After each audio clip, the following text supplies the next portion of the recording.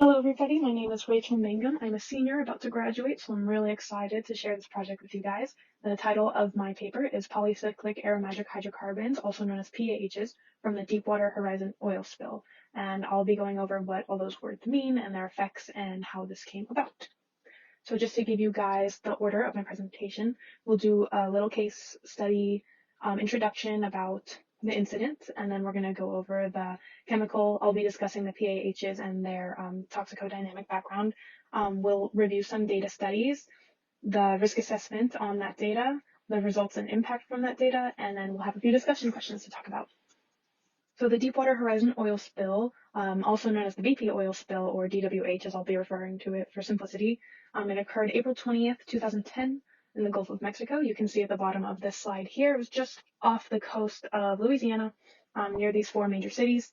It leaked for an additional 2 to 3 months after the cleanup process, so it was spewing about 210 million barrels of oil in the water for a very long time, which dubs it as the largest oil spill in human history, according to the EPA. It was caused by an oil rig explosion. I feel like this is a pretty common knowledge event, so I'm not going to go into too much detail of it, but just keep in mind its location and the amount of oil. So at first you might be wondering what are PAHs. They're just components made out of hydrogen and carbon formed in a ring that gives it that chemical structure.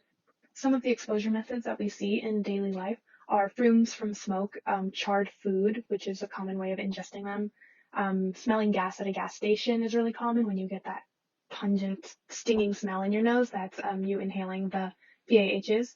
So that is an example of an acute high dose exposure, and an example of a chronic low dose exposure would be, for example, in this context, working at a fishery in the Gulf of Mexico after the Deepwater Horizon oil spill. So that poses a big issue for the people of the area. So these are really easily inhaled since they're lightweight aerosol particles, which means they're able to float in the air really easily.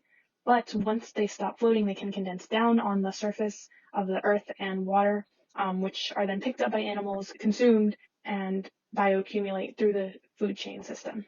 Additionally, dermal, the aquatic organisms, live in the water where the oil is. They have a direct topical contact with the oil, since it's always touching their skin if they are in the area that the oil spill happened. So the importance of water in this context is that it allows for a chronic low-dose exposure through diffusion of the water, since it is acting as a carrier method to reach all sorts of different organisms in the water. So some of the ways that PAHs affect our body is that once ingested or inhaled, they are able to pass through our blood circulation and be filtered out as metabolites through our liver and kidney. But if a dosage is high, for example, according to the FDA, that would be something that's above 150 micrograms per kilogram in consumption. They may not be able to be metabolized, causing buildup in our liver and kidneys. And these chemicals are hydrophobic, meaning that they're able to pass through the lipid membrane of the cell, since hydrophobic qualities attract each other in two different compounds. Once they do enter the inside of a cell, they're able to bind to DNA, which triggers the expression of the cytochrome P450 gene, which is specifically found in a higher concentration in the liver. And after the gene is activated, it dictates the enzyme metabolization within the cell. So if more metabolites are being created by the gene, they are able to bind to DNA and become mutagenic or carcinogenic to the cell, which causes cancer ultimately. So that is why liver cancer is a consistent and concerning outcome from studies about these chemicals. These charts shown here depict concentrations of PAHs in different areas found on the Gulf Coast. So you can see at the top of each square, there are city names, one in Louisiana, Mississippi, Alabama, and Florida. I'm going to break down these charts for you, but I just made it big on this screen so you guys can refer to it later. So this was a 2016 experiment done in 11 trials within each city. It's measuring the average contamination across 1,500 miles of the Gulf Coast. That's why they chose the 4 different cities in the 4 different states. Row A on top measures the air concentration of PAHs in nanograms per meter cubed, while row B is measuring the water concentration of the same. So from this study, they found that there was consistently higher concentration of PAHs, about 50 to 70% higher compared to the control experiment conducted in France, which is presumed to not have any oil contamination since there have not been any major oil spills or any minor oil spills in the past 15 years in the Mediterranean Sea. So this does pose a great issue since these chemicals are found to be pretty abundant within that area.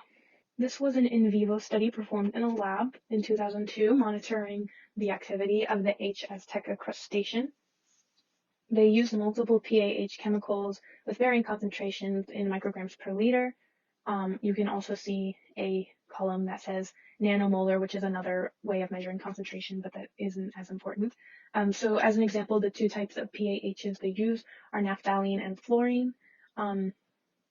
You can see the column that says LT50, which is the lethal time, meaning the number of days passed until 50% of the test population has died.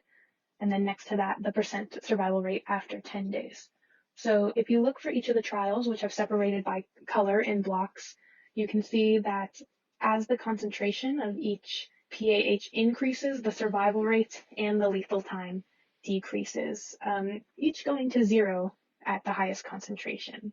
So there is evidence to show that a higher concentration of PAHs has consistent effects with the toxicity and the health of aquatic organisms.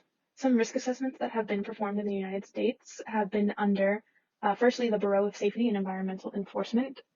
In 2010, they created the Drilling Safety Rule, immediately following the Deepwater Horizon incident, which outlines higher standards in obtaining drilling permits for private companies, meaning that they have to prove their safety standards, their inspections, and their protocols. They also adopted a new program model, breaking the organization into branches such as the Safety Enforcement Division and the Safety Incident Investigation Division. And these two just facilitate the establishment of new policies in oil drilling in the United States while monitoring, executing, and investigating the effectiveness of oil drilling procedures and their safety for the workers and for the environment. The FDA took immediate action after the Deepwater Horizon incident, which was very good on them.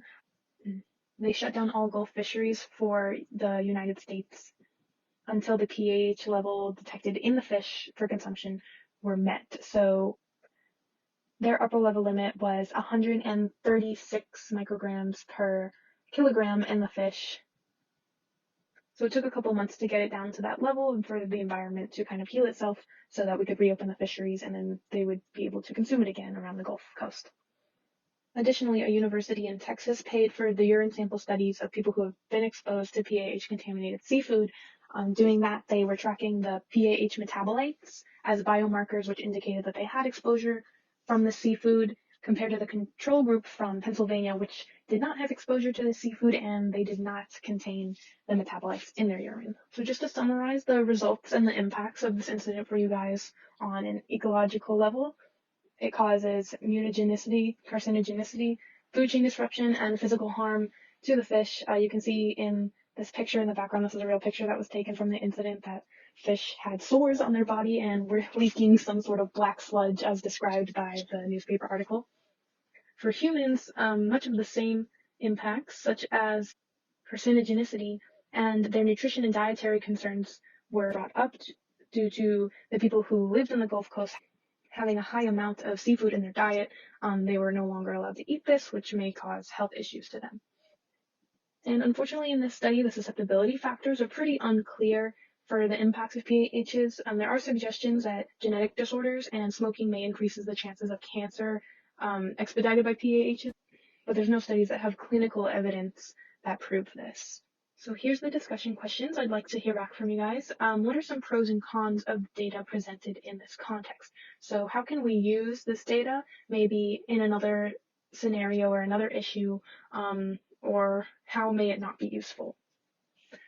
Secondly, how might an oil spill have different effects if it occurred in a different part of the world? Do you think climate or the different types of organisms might play a role in the effects, and how the government might take action to solve this problem? So after the Deepwater Horizon incident, BP was fined $20 billion for environmental damage. Do you guys think that the threat of this much of a fine is enough to incentivize oil businesses to have more environmentally ethical practices, or do you think there should be more laws put into place, or do you think they might brush off a $20 billion fine because the current practices that they have are so cheap that it doesn't really matter to them? Next, what are some ways to further our knowledge on the effects of Deepwater Horizon and solidify the data? Meaning, what kind of tests might you guys perform if you were a scientist in the situation? And lastly, as the world becomes more industrialized, should we worry more about oil spills or less about them? I was thinking of this question in the context that a growing population might have higher demand for oil, but also the development in technology might have a higher chance for the use of green energy in our future. All right, so I'm really interested to hear back from you guys. Please don't hesitate to reach out to me if you have any questions about my